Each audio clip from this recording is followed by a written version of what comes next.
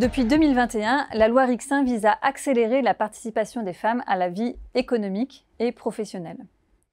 Une des mesures phares de cette loi prévoit d'imposer aux grandes entreprises un pourcentage minimal de personnes de chaque sexe au sein des comités exécutifs et des comités de direction. Cette mesure permettra de faire croître le pourcentage de femmes aux postes à responsabilité, mais elle aura sans doute peu d'incidence sur les modes de fonctionnement des organisations.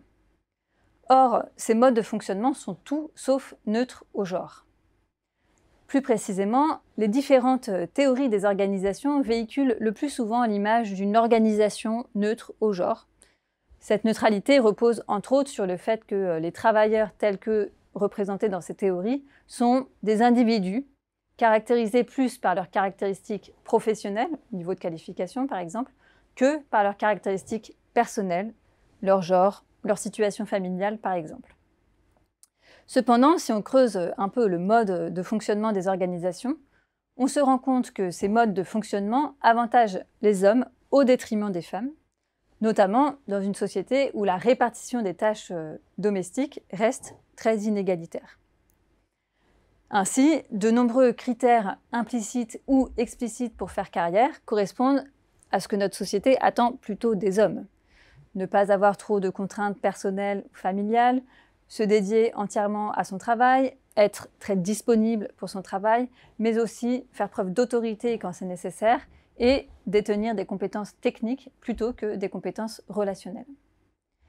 Cela signifie que les femmes font face à des injonctions paradoxales. Soit elles se rapprochent de cette norme de carrière, mais ce faisant, elles s'éloignent des normes de genre, c'est-à-dire de ce que la société attend d'elles en tant que femmes.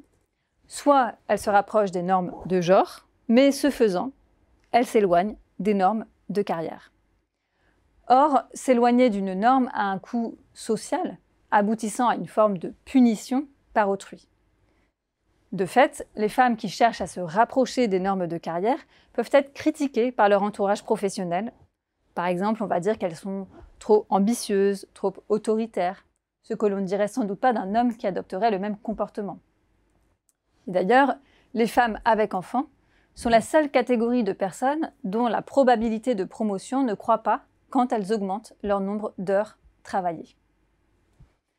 Finalement, reconnaître que les organisations telles qu'elles fonctionnent aujourd'hui ne sont pas neutres au genre semble une nécessité, à la fois pour atteindre l'égalité femmes-hommes, mais aussi pour définir des processus de carrière inclusifs pour des personnes avec différents profils et différents besoins.